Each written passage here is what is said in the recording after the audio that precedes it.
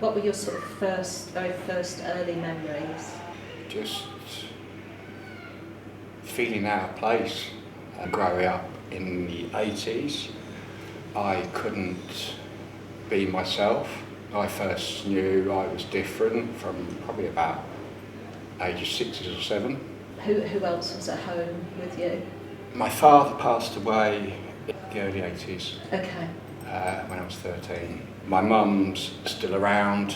She lives in Luton with my sister, and I also had another sister who passed when she was 1 year old. Feeling different. Tell me more about that. What was that like? I didn't understand it.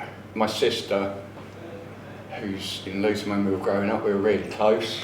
I used to just like enjoy playing with the dolls. That was like, oh God, I can't admit anything like this. So as a result now, my sister, she doesn't talk to me. My mum does talk to me, but she finds it difficult. She tends to use my dead name, Kurt. That's when I decided to basically just take the name Kelsea, and I'm in the process of changing it on deed poll, and my new name will be Kelsea Nicole Ballerini Broadfoot, and I took my name from my favourite country singer. She's a total ally of the LGBTQ people, and music is so important to me. I love country music.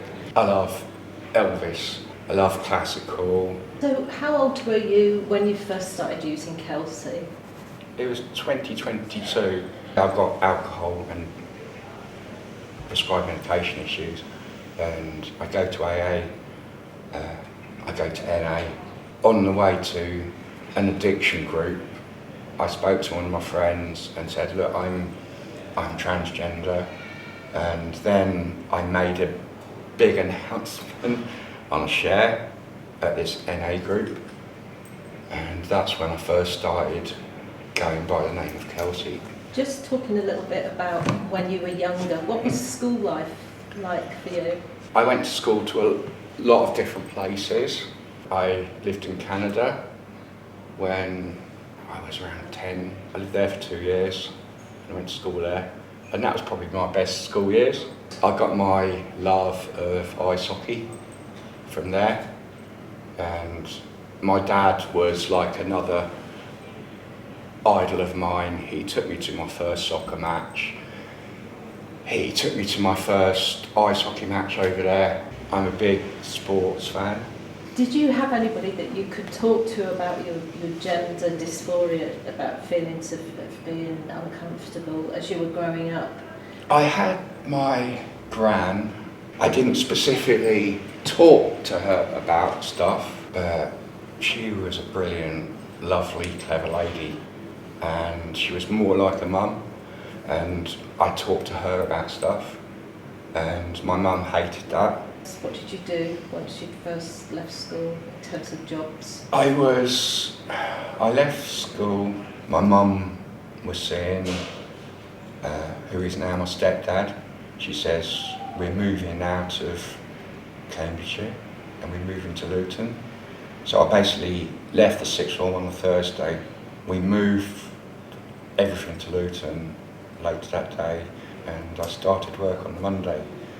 And that was opticians. I worked in their laboratory fixing glasses. I was in Luton for 18 months.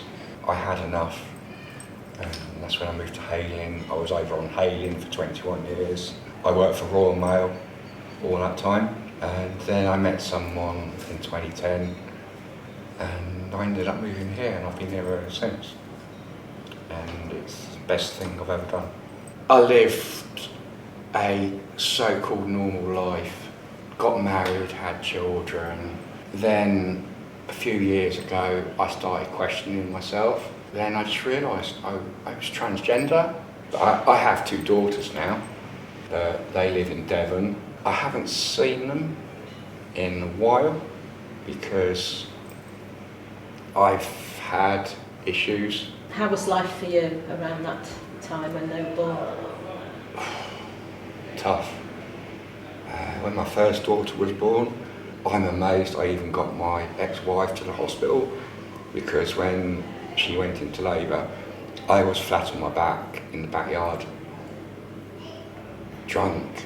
When my other daughter was born, Shannon, I was totally sober, and I was sober for 15 and a half years, but then 3 weeks into the pandemic, I relapsed. I've been struggling ever since. It all started when I was 16 or 17, and I couldn't do anything about my feelings before that. Then I got introduced to alcohol, and that affected my mental health. I got prescribed medication. I knew some very unsavoury people who got into trouble.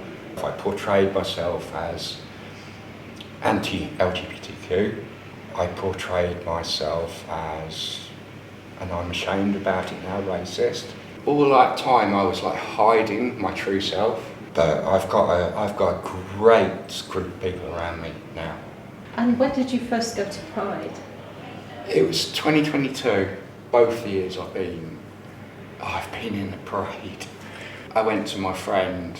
She's the president of Wight Church, and she helped me get ready for it. Yeah, that was the best day ever.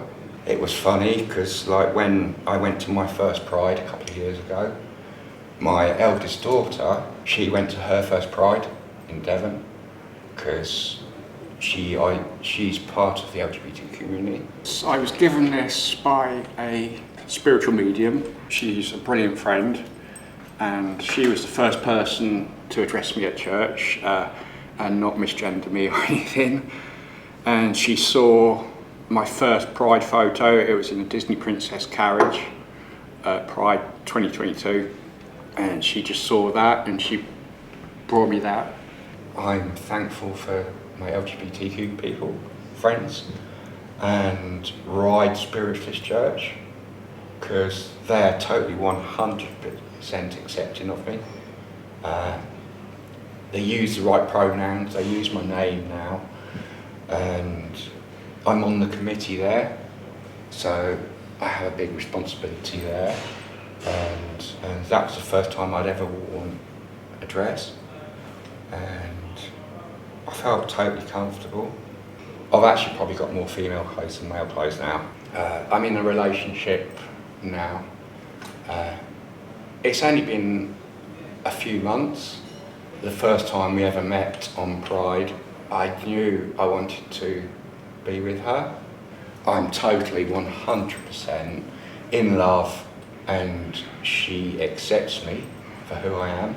It annoys me when people say you're brave. I'm not being brave, I'm just being who I am. I mean, I've been physically assaulted once and verbally abusive. I've lost count. And this is on the Isle of Wight? This is on the Isle of Wight. It's just whenever I get grief, it's from straight white males. I don't care anymore. I'm still going to my meetings. My main meeting is the ladies' Thursday meeting in Sandown. I'm totally accepted there. I'm on the waiting list at the Gender Identity Clinic in London. It is such a massive waiting list. When I've been to my GP, all they want to do is throw medication at you. I don't want all this medication. I want to get diagnosed with gender dysphoria, and I want to get put on hormones. It's now, I'm proud to be transgender. I'm proud to be who I am. As I say, I've got great people around me. I'm just loving life at the moment. And what would be your sort of hopes and dreams for you and for the future? I want acceptance. I want the end game. I want to be totally female. I don't think I will be 100% happy until I am. I've got a couple of great trans friends, and they've really, really helped me. Sharing my story, it will help especially younger trans people. Love wins.